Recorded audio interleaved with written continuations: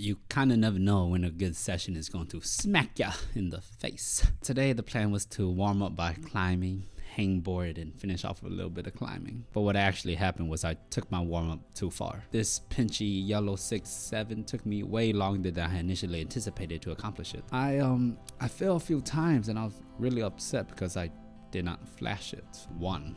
Keep the goal in mind. My goal today was to have an awesome high intensity low volume hangboard session. At this point in time I was already pretty warmed up and probably should have started doing some warm-up hangs on the hangboard, but me being me, I absolutely refused to just let this yellow walk all over me, and then I eventually crushed it. 2. Go hangboard now. I did not go hangboard because I was feeling rather good after crushing the yellow and I saw this green 7-8 and I illogically, understandably thought that I could have flashed it, and when that obviously failed, I thought I could get in like 3 attempts. Fast forward several falls later, accompanied by more falls and ultimately ending in more falls, I was forced to make the decision.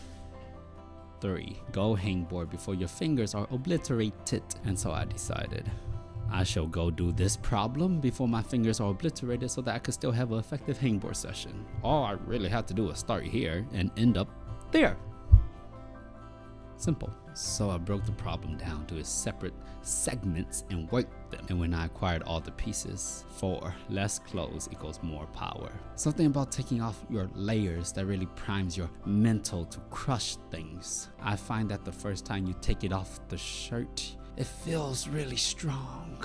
However, if you keep the shirt off for an extended period of time, that strength bonus you first receive initially starts to fade a bit, and it's easier to get cold. But hey, I ultimately did the green problem.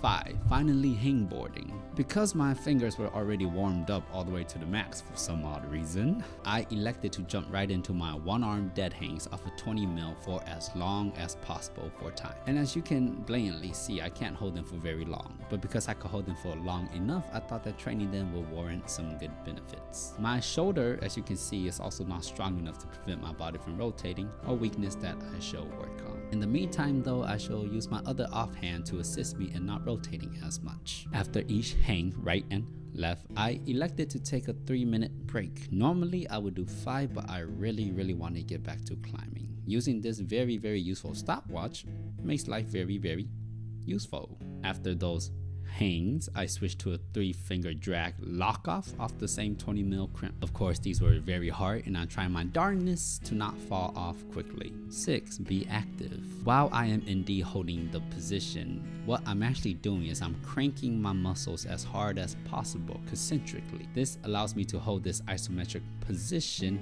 hard as it may be. If I did not actively crank, I would have fallen approximately 2 to 3 seconds earlier. Just because it's an isometric doesn't mean you just squeeze.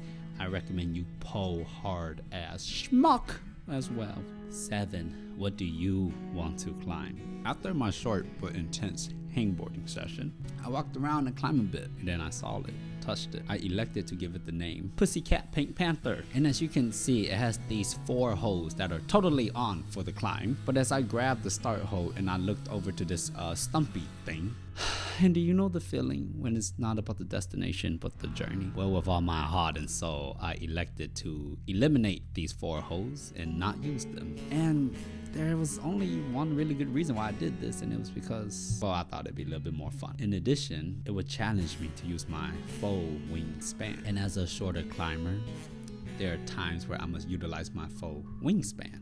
And something about tackling this deficiency in my climbing really made me want to smash this climb.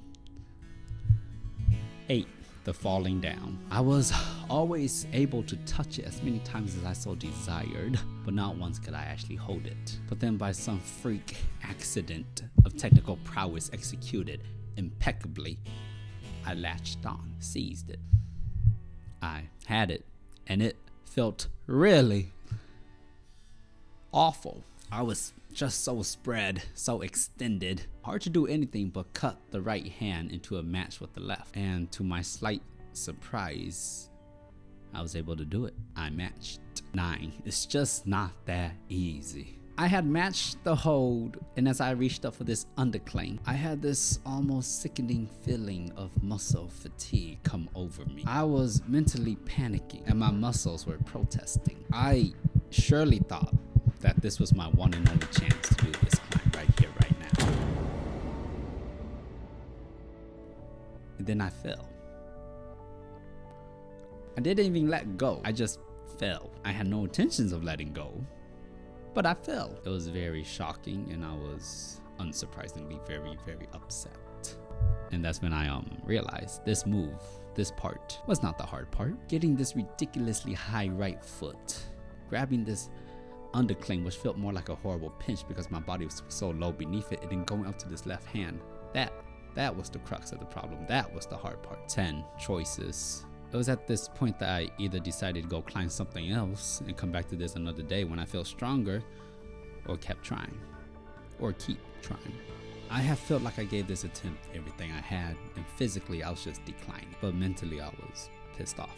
Just a bit pissed off at the fact that the problem had been a little bit harder than I had initially anticipated. And if this problem had been nothing but small, tiny crimps, I might have just called it a day. But since this problem had big holds, to say, and just awful body positioning, and I was a bit ticked off, I kept trying. And I wasn't trying with the intentions of figuring out and doing it later. I have fully planned to do it today. 11, the turning point. I had run out of strength at this point in time to do this move again. And so, like any good climber, I kept trying to do the move over and over and over and over again. I was just hoping that on one attempt I would execute this move flawlessly like I did before, and it would just happen. Life is not an anime.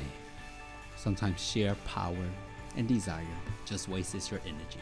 And then it happened. As I was holding these two holds, a thought occurred to me, kicked me in my cranium just correct. I realized that when I caught this left hand stump, my right hand unconsciously rotated and shifted out of its starting position.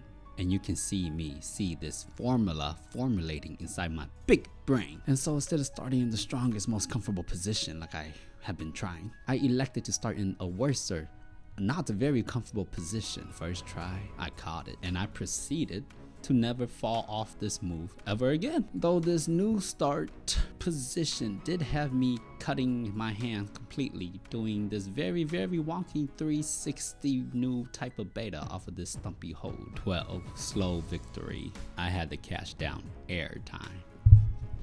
But I was still falling come the crux, and I started panicking because come each attempt, this 360 move really just drained all my stamina, and I could feel my strength just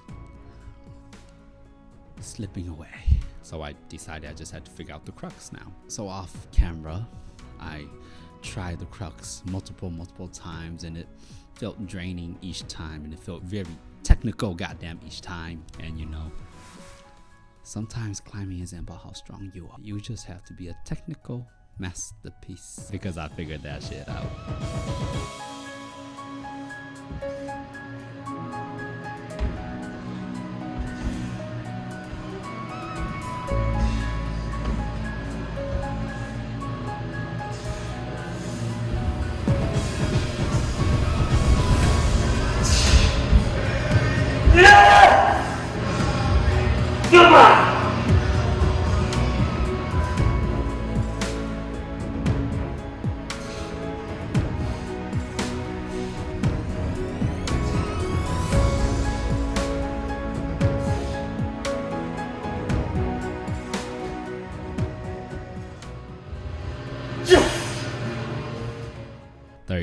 Conclusion. What makes a good climbing session? If you ask me that, the answer is quite simple.